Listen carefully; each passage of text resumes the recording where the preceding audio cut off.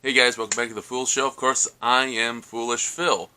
Just wanted to give you some of my thoughts, my reaction to Michigan going out and inexplicably beating Alabama.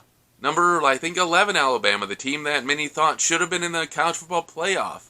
The team that still had their, all-caliber starting quarterback. Michigan beat them somehow. I don't know how this happened. I'm not mad. I know some of you guys put in the comments like you thought the young players would take advantage, that this would be a big victory for Michigan, and they pulled it off. And, the key to me, I think, was that Sharon Moore, head coach Sharon Moore, was saying this is an opportunity game, right? I was saying that along the same lines. You're trying to build basically a spring ball practice, get some young guys, reps and all that. So, you think about it. Michigan's defense, Mason Graham, Kenneth Grant, Will Johnson, Josiah Stewart, all out, right? Possibly 4 first-round draft picks sat out this game. Then on offense, Colson Loveland, Kalal Mullins, Donovan Edwards, Miles Hinton, and I think 2 other offensive linemen all sat out this game. Transferred, maybe they're going pro, whichever one it is. And this team somehow won. I don't get it. We still had the inept offense that could only run, and I don't get how they did anything. Now, to be fair, there were things that went Michigan's way. First off, the weather. Though there was a gigantic downpour for Alabama's first possession of the game. The first snap goes right through Milroe's hands. Michigan recovers.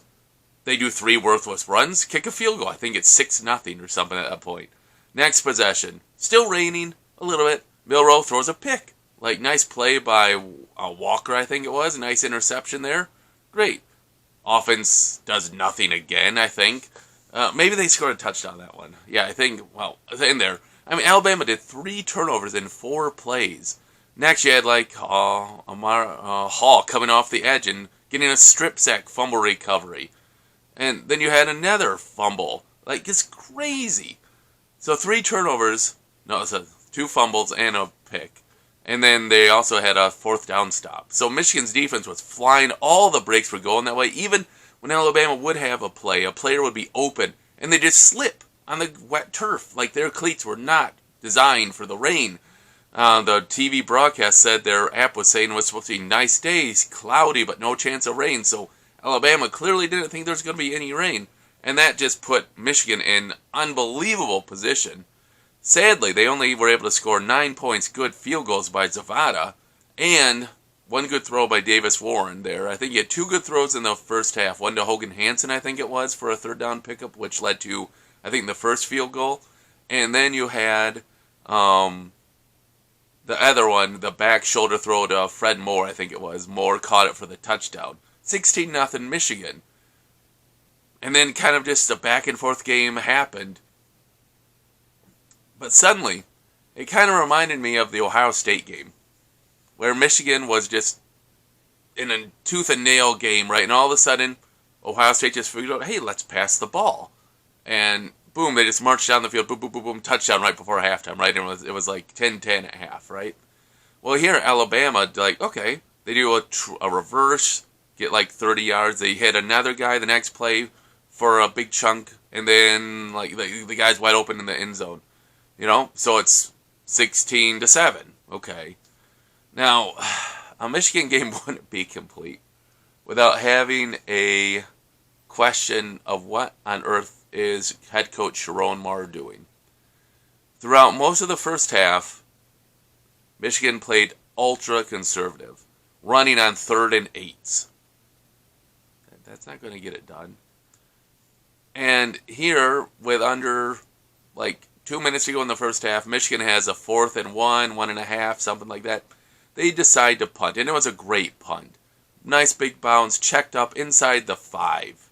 Great, okay. So this is looking like a great play. Michigan's up 16-7. Okay, fine. Michigan's getting the ball to start the second half. Makes a lot of sense. Michigan gives up 9 yards on the first 2 downs, and then for unknown reasons, both running plays, Sharon Moore decides to call a timeout with 30 or 50, I think it's 50 some seconds left. Maybe it was 30 seconds left. 30 seconds left. And that completely imploded. Yeah, 37 seconds left. So I got a congestion. I'm getting over a cold. Hopefully I'm getting over it. On that third down play, Milroe runs for 41 yards. The next play, they do a nice little wheel route type thing, and the guy gets another 40 yards. And all of a sudden, it's like end goal situation, and it's about the 6. What are you doing, Sharon Moore? You're playing a conservative game. Just own it. Be the little shell that you are playing for, and stick to it. When suddenly you became aggressive, it nearly cost Michigan a touchdown. It cost them 3 points. If you just Alabama had no timeouts. No timeouts. Let them run the clock out on 3rd and 1. They probably would have been happy that they didn't give up anything, and they'd have been happy to go to halftime. But no, Michigan suddenly got aggressive. And the way the coaches and the play call was going, it made no sense at all to be that Michigan would suddenly be aggressive, and that almost cost Michigan big time. Well, the second half comes. Alabama had to settle for the field goal, so 16-10 at halftime. And the third quarter is just a complete slog of Michigan offense. Davis Warren gets injured on a sack, so here comes Alex Orji, and everyone knows he can't throw the ball like downfield at all. And so, he actually tries once and gets intercepted. So that completely threw any chance the coaches were going to have him throw anything downfield. I don't know if Michigan actually attempted more than 1 to 2 passes more than 10 yards downfield. If they did pick up a first down, it was like before the sticks and the guy was running for the first down. It wasn't past the down marker, except for that first one to Hogan Hansen. Sorry, congestion. The game was just terrible for Michigan there. Like 32 yards of offense in the third quarter.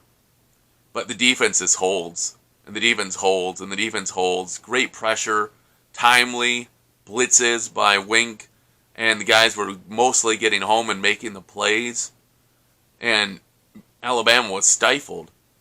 Michigan gets the ball back, and Jordan Marshall, the offensive MVP of the game, runs off, I think, a 24-yard run. He finished with 100 yards on 23 carries for the game. He looks great, man. Give him a little bit more seasoning.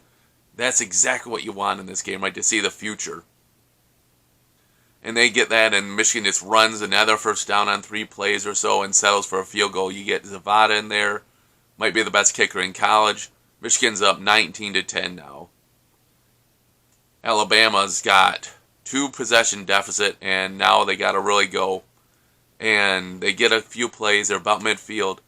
And this is where the refs gifted them 3 points. They called Barnum, I think it was, for a roughing the passer call, and it wasn't not roughing the passer at all. But that 15 yards put them into field goal range. Why does that matter? Well, the next 3 possession plays are incomplete passes. They didn't gain another yard. And so they had to settle for a field goal, career long for the Alabama kicker, 51 yards. They make it, but without that bad call by the refs, they're probably going for it on 4th and 10 or whatever anyways. Well, Michigan has it now, 19-13. What are they going to do? Nothing. Nothing. Run. They did get gifted a 15-yard personal foul. Justin Jefferson punched 44 for Michigan. I don't know what he was thinking. He got yelled at pretty good. It was all lucky for them. It was only first down, so it didn't really cost them too much but a few yards in field position. Michigan just does 3 stupid runs up the middle, gets stuffed. Alex Orji never bothers even trying to keep the ball. I don't know. They're just selling out completely for the run. Why don't you try to keep the ball once and see what happens? Oh, well.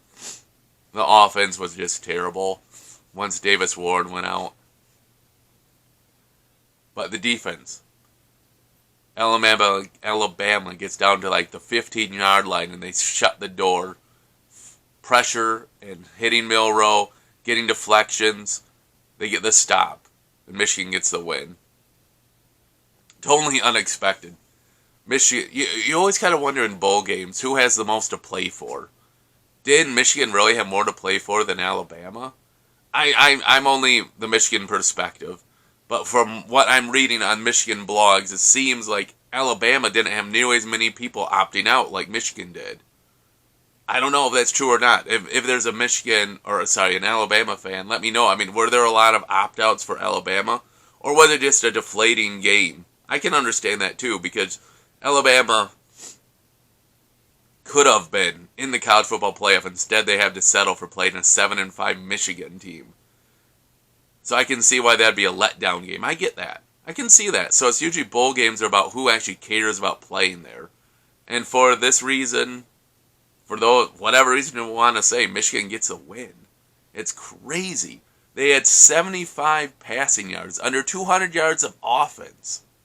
And they win. Why? The turnovers. The TV people are talking like the offense was like, 3 field goals and a touchdown in their first 4 drives. Yeah, they started at the, end goal. Sorry.